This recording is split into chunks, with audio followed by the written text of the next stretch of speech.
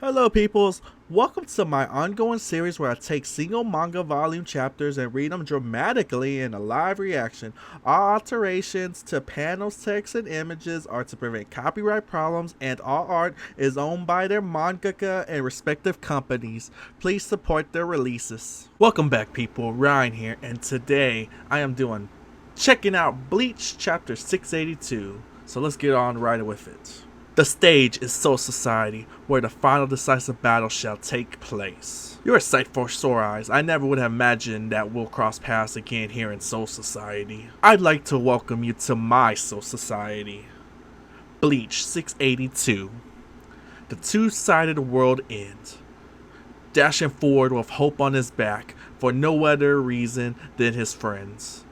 Who's there? Take it with you. Ryukin and Kurisaki's father, what are you doing here? I simply came to deliver that arrowhead. Take it with you. This is when Oswalin is used upon a Quincy, a silver blood clot is created in their heart and they die. I collected that very silver and forged this arrowhead from it. You are the one that should shoot this arrow. You gonna be able to manage Ichigo? Yeah, my bad, I'm good. Come on, get your ass up. Renji, you sure tagging along was a good idea? What the hell are you babbling about now? With those wounds, both you and Rukia would have been better off staying behind with anyway. Ow! Alright, I get it. There's no need to keep smacking me around. Right now, since it's just you and me here, I'm gonna share something with you. It just happened. For decades, it felt like an eternity. It was as if it had always been that way. Rukia and I had grown so distant from each other, we drifted so far apart that we avoided not only eye contact but crossing each other's path. But the reason that finally closed the distance and got us back to how we were was you. That's why I made up my mind back then. If a time ever came that you were unable to push forward, then I'll place you on my back and carry you the entire way I have to go, even in light of all this shit. Here, from on out, until you breathe your last breath, I'll always have your back. If I made myself clear, don't ever question my decisions to see things through until the end, because for your sake and mine, I don't ever want to sound so sappy and sentimental ever again. This is peculiar. I was certain that you were up above in the Soul King's palace, locked in fierce combat. From what I could gather, Kurosaki Ichigo gave you far more trouble than you bargained for. Don't project your own anxieties onto me. You were the one that was handed defeated by Kurosaki Ichigo. At any rate, you have my eternal thanks for ridding me of this infernal chair. Thanks to that, now I have the means to stop you. You stand in my way for the sake of Soul Society. I don't think that will be in your best interest. This has nothing to do with interest. My only agenda is to eviscerate any who might try to rule over me. Ichigo, Renji, you arrived rather quickly. I've already seen it all, that the two of you would come here, that you would restore your blade back whole again, only to have it shattered once again in your hands. I had planned to destroy it completely just now, but it seems you got some rather annoying persistent good fortune, Ichigo. They face off once again. This time, the time has come for the decisive battle.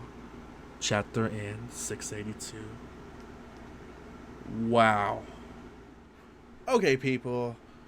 From what I gathered from this chapter, there's not much I can say. I mean, there's questions, I could tell you that, but honestly, from seeing the overarching story here, it feels like Juha Bach's gonna just annihilate everyone, because I don't see any way them defeating him, because he can actually see the future. He knows the future, so how are they gonna compete against that? I mean, I don't see no way of them fighting and winning.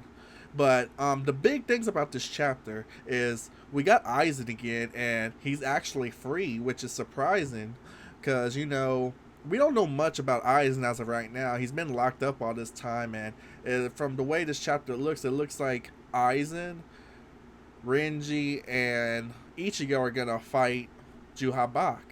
It's just that right now, it seems like probably they can, because Aizen got some crazy powers, but I do not know if he's at, like, full power like how he was before, because remember, he's been in prison for these years, for whatever time period it's been already, and even though he lost a chair, he is still in that suit.